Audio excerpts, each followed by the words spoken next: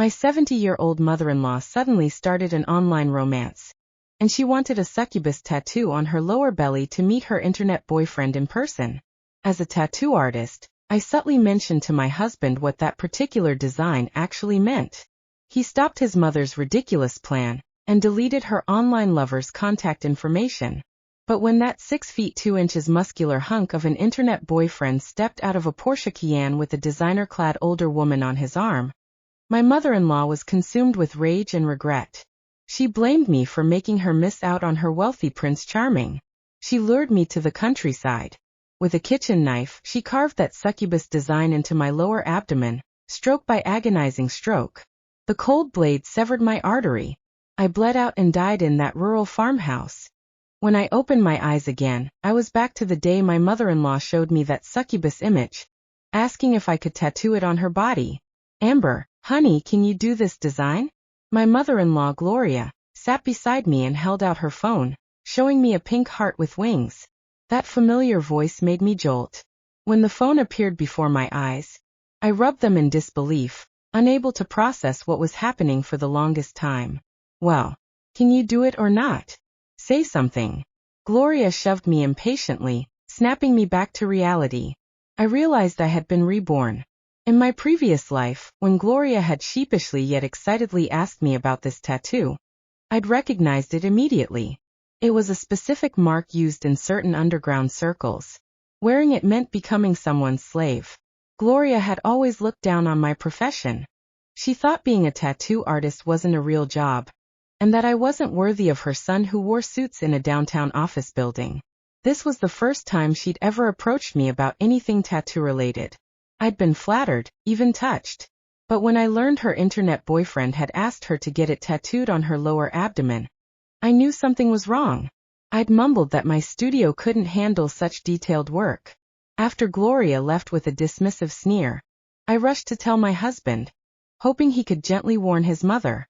I never knew exactly what he said to her, but she never mentioned the tattoo again. She stopped spending her days glued to her phone, typing happily. She stopped staying up half the night on voice calls. I thought it was just a small bump in the road of life. Then, not long after, we ran into a luxury car on the street.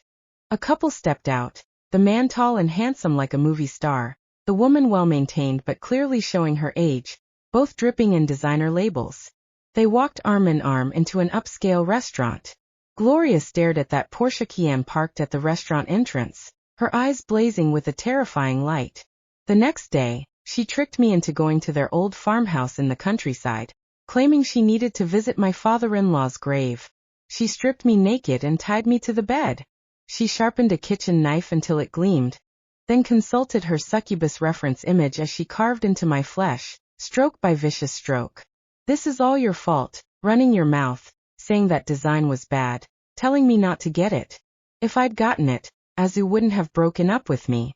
If it weren't for you, I'd be the one wearing designer clothes and riding in luxury cars. You bitch. You jinx. Only then did I understand. Gloria blamed me for stopping her tattoo, for making her lose her rich internet boyfriend. She carved into my skin like a woman possessed, blood splattering across her face and body, making her look like something from a horror movie. My face twisted in agony as I struggled, desperate to beg for mercy, but duct tape sealed my mouth shut. I could only moan. Part of me wished for death just to end the unbearable torture. What's wrong with you? Can you do it or can't you? Is it that hard to answer a simple question? No wonder you couldn't get a real job with that pathetic education. Stuck doing this trashy work. Gloria's impatient prodding yanked me from the chilling memory. I took her phone and glanced at the succubus design.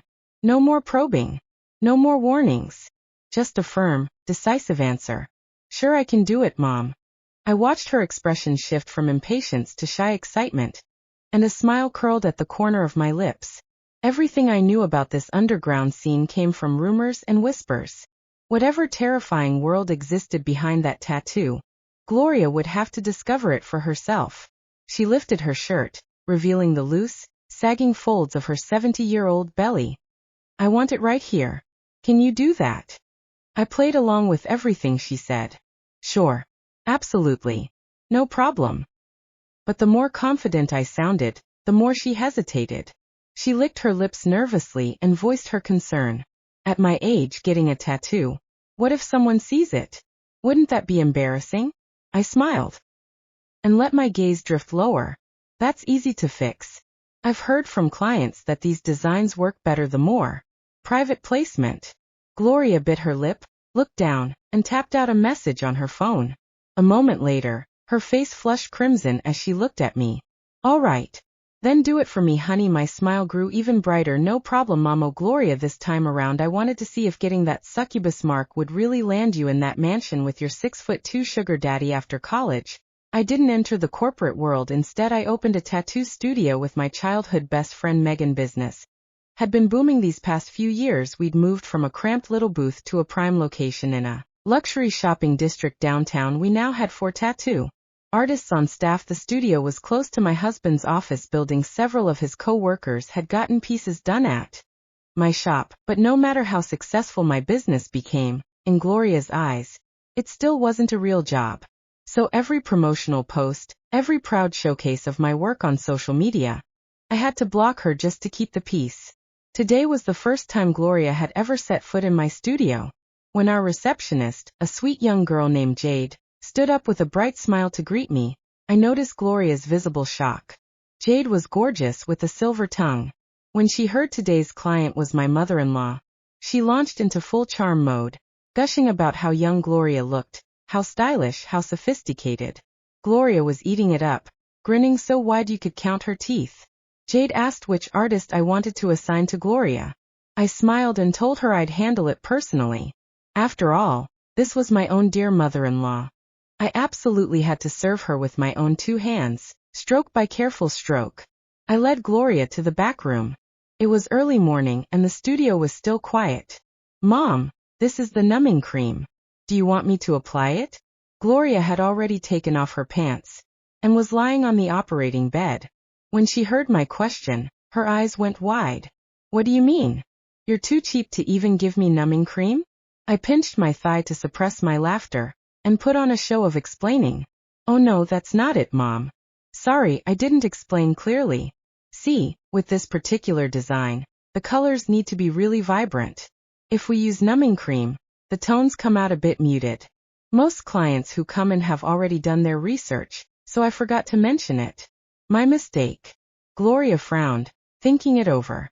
Her voice dropped to almost a whisper, like she was talking to herself. A little muted. That probably wouldn't be noticeable, right? I began sterilizing the area between her legs, agreeing pleasantly. For someone who really knows their stuff, there's a slight difference. But for personal enjoyment, hardly matters at all. Hearing this, Gloria nodded.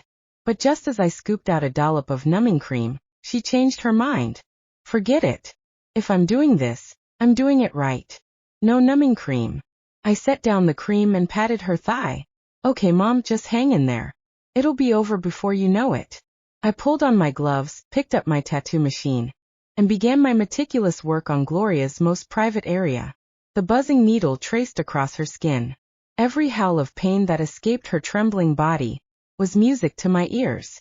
A tattoo that should have taken an hour, I stretched into 3. Stroke by deliberate stroke, line by careful line. Gloria was drenched in sweat, her face contorted in agony. But what was this compared to what I'd endured in my previous life?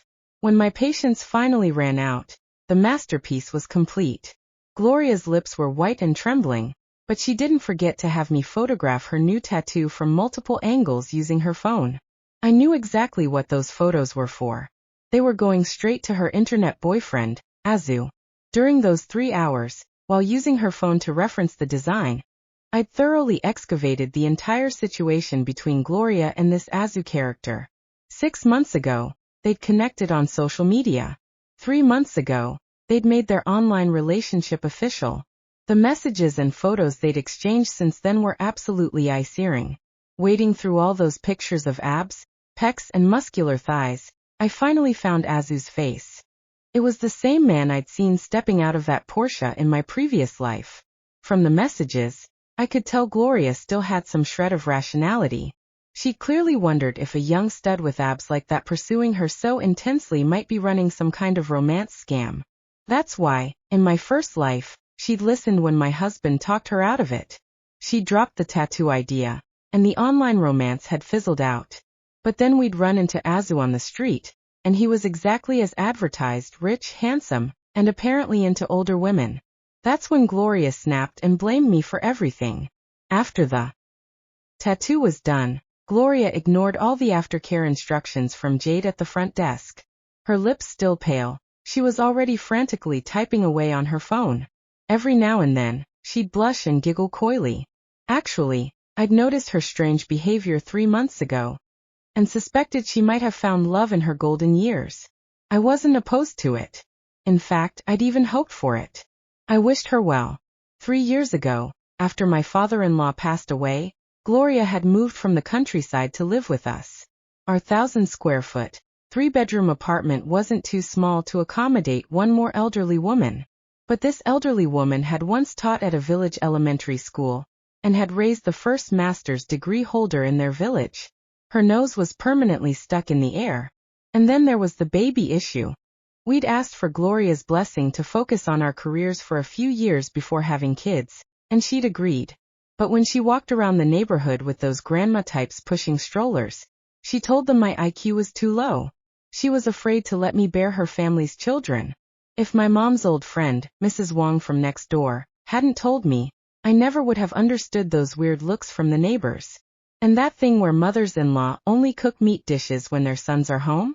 I thought that was just TV drama nonsense. But my husband worked through lunch at the office, and my studio was busiest in the afternoons and evenings.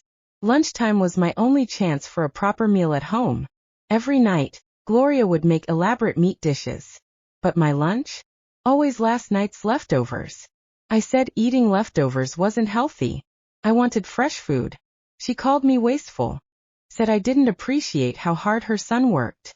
I said I'd buy the groceries and cook for myself. She said she couldn't stand my northern cooking style. I said let's just eat separately then. She burst into tears and wailed. So I just kept reminding her to cook less at dinner, and she never listened. Not once.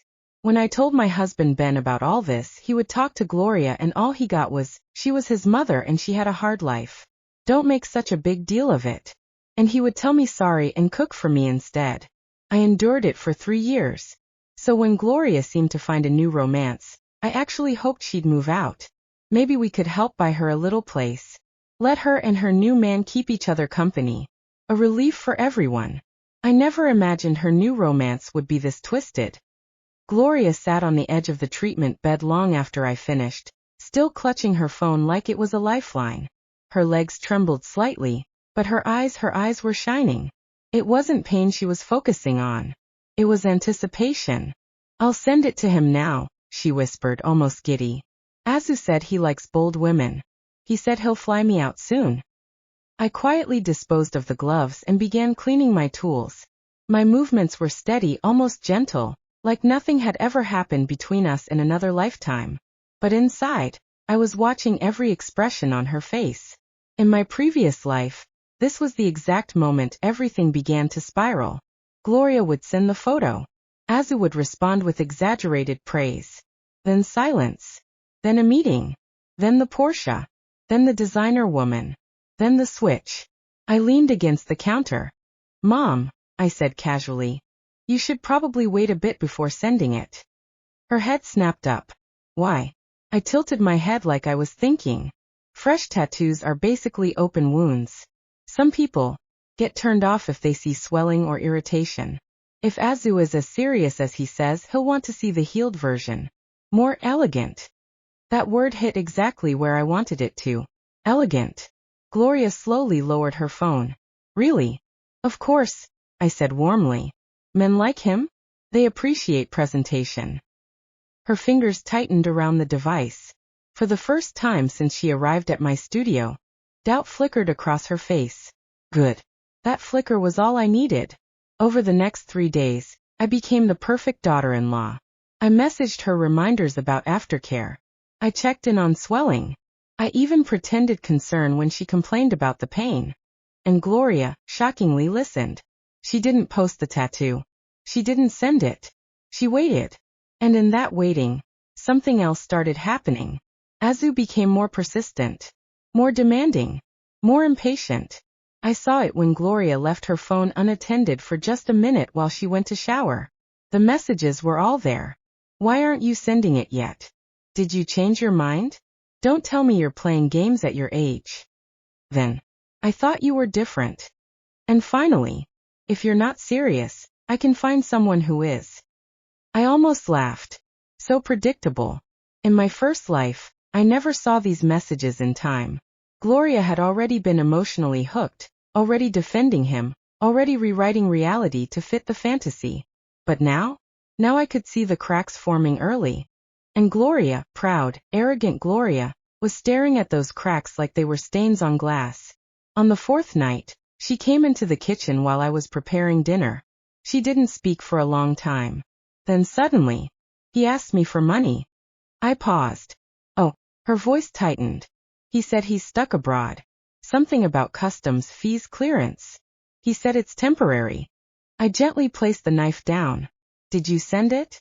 Gloria didn't answer immediately. That hesitation told me everything. Not yet, she said finally. I told him I needed to think. For the first time, I saw something unfamiliar in her expression. Not anger. Not arrogance. Fear. Good. Because fear was the first thing she had never allowed herself to feel in my previous life. I turned back to the stove. That's smart, Mom. She stared at me. You think he's lying? I smiled faintly. I think people show you who they are in the first few conversations. Most people just choose not to believe it. Silence stretched between us. Then she laughed, small, uncertain. Maybe I'm just overthinking, she said, half to herself. He said he loves me. I didn't respond, because I knew the truth. Love wasn't what was coming next. A week later, everything finally shifted. It started with a missed call, then 10, then a voice message, then silence for 2 days. And then, Gloria's scream from the living room shattered the house. I arrived calmly, too calmly, if anyone had been watching. She was standing barefoot on the carpet, phone shaking in her hand, face drained of color. He blocked me, she said. Not a question. A verdict. I looked at the screen. Sure enough. Empty profile. Gone messages.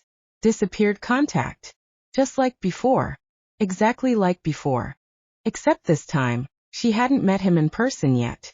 This time, she hadn't been humiliated in public.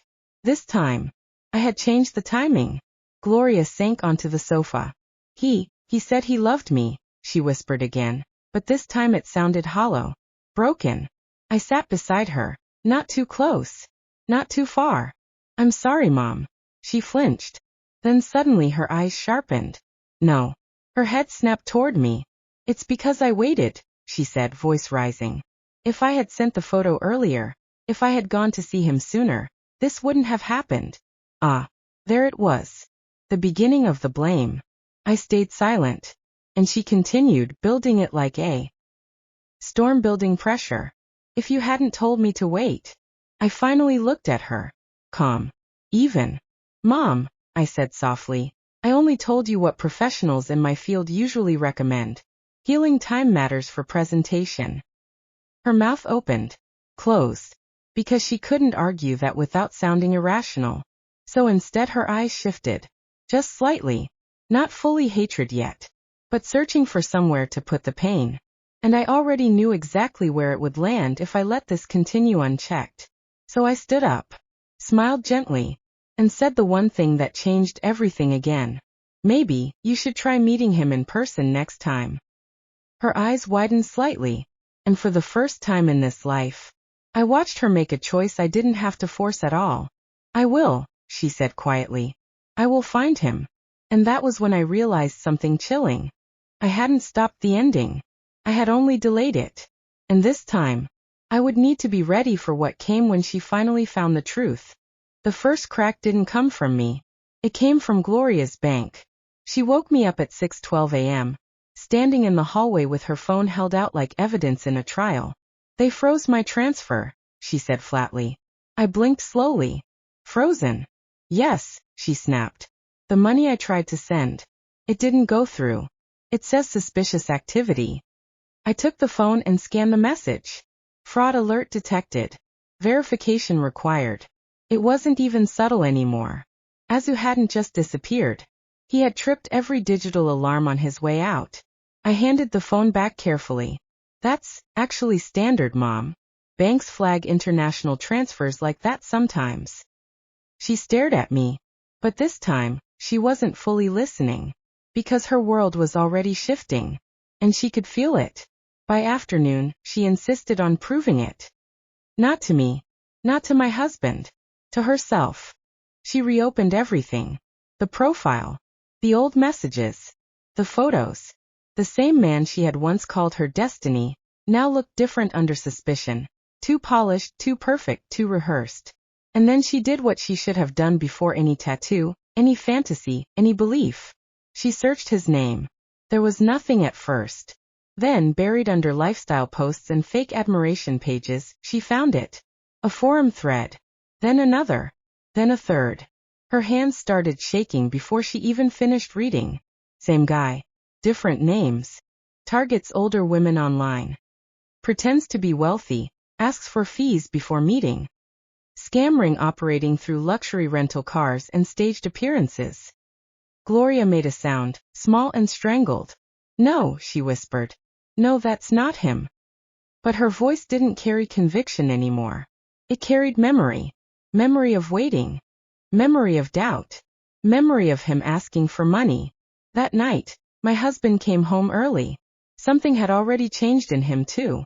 He stood in the living room, reading over what I had quietly helped Gloria find earlier. Screenshots, articles, reports. His jaw tightened. This is a scam, he said finally. Gloria shot up from the sofa. No. You're twisting it. You don't understand him. But her voice cracked halfway through. And that was all it took. My husband turned to her, frustration sharp now. Mom. You were going to send him money. After everything we told you. After you ignored every warning. I was in love, she shouted. The room went silent. Even I stopped moving. Because there it was. The word she thought would protect her. Instead, it only exposed her. My husband exhaled slowly, like he was forcing himself to stay calm. No, he said. You were being manipulated. Gloria staggered back half a step. And for the first time, she had nothing to say. The next part didn't take long. Once doubt enters a family like ours, it spreads fast. My husband called his uncle. His uncle called relatives. And by the next morning, the narrative had already solidified. Gloria had been sending money to a scammer. Gloria had ignored advice. Gloria had endangered the household financially and emotionally. Gloria had brought shame into the family. And in families like ours, that last one mattered most. The confrontation happened in the same living room she once ruled like a queen. But now she stood alone in the center of it. My husband spoke first, voice controlled but cold. Mom. You can't stay here like this. Her eyes widened. What are you saying? He didn't look away. We can't keep going through this cycle. The lies, the instability, the accusations. Gloria turned toward me instantly. You told him, didn't you? She snapped. You poisoned him against me again. I met her gaze calmly. I didn't have to, I said softly. You showed him yourself. That landed harder than any argument. Because it was true. And she knew it. The final decision came from my husband, but it felt like the house itself had agreed. You need to leave for a while, he said. Not angry. Not loud. Just final. Gloria froze. Leave. The word didn't fit in her world. Not her house. Not her son. Not her life. Where would I even go? She whispered. No one answered immediately. Because that part wasn't cruelty. It was reality. That evening, I watched from the doorway as she packed. Slow. Unsteady. Still clinging to scraps of denial. Folding clothes too carefully, as if precision could reverse. What had happened? When she reached for the suitcase zipper, her hands paused. For a moment, she looked at me. Really looked. Not as a daughter-in-law. Not as an enemy. But as something she had failed to understand from the beginning. You knew, she said quietly. It wasn't an accusation anymore. It was exhaustion. I didn't lie. I suspected. Her lips trembled.